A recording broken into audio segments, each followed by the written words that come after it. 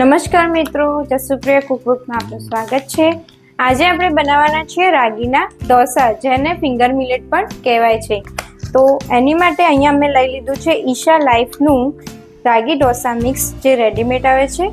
બહુ જ હેલ્ધી છે। આ પ્રોડક્ટ ઈશા ફાઉન્ડેશનની છે। હું એક વાસણમાં આ 2 વાટકી આપણે રાગી મિક્સ લઈ લઉં છું। આ મેં 2 વાટકી લીધું છે, તો 2 વાટકી જ આપણે પાણી લઈશું અને એનાથી અડધી વાટકી એટલે કે 1 વાટકી આપણે દહીં લઈશું। હું અહીંયા 2 વાટકી પાણી લઈશ।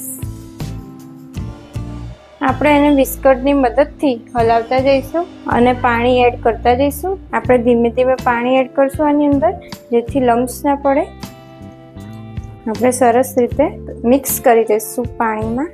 હવે આપણે આમાં 1 વાટકી દહીં એડ કરી દઈશું, મિક્સ કરી દઈશું।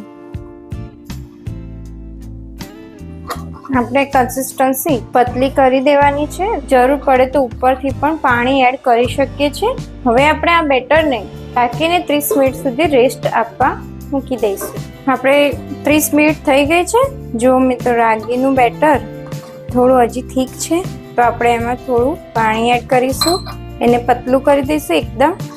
હવે આપણે એમાં સ્વાદ અનુસાર મીઠું એડ કરી દઈશું। હું અહીંયા 2 ચમચી મીઠું લઈશ અને એને સરસ રીતે મિક્સ કરી દઈશું। હવે આપણે અહીંયા ઢોસો ઉતારીશું।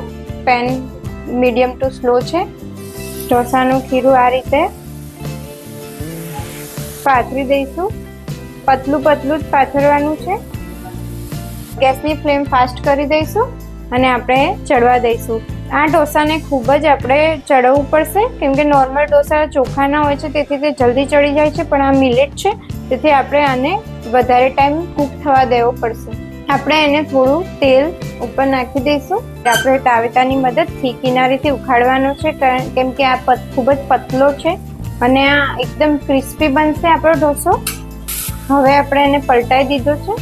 જુઓ મિત્રો કેટલો સરસ રીતે ચડી ગયો છે। એક સાઈડથી ફોલ્ડ કરી દઈશું આપણે। આ રીતે આપણો ઢોસો રેડી છે મિત્રો। અહીંયા અમે ઢોસો ચટણી બનાવેલી છે, મેં ગ્રીન ચટણી, એ આપણે વિડીયો મૂક્યો જ છે।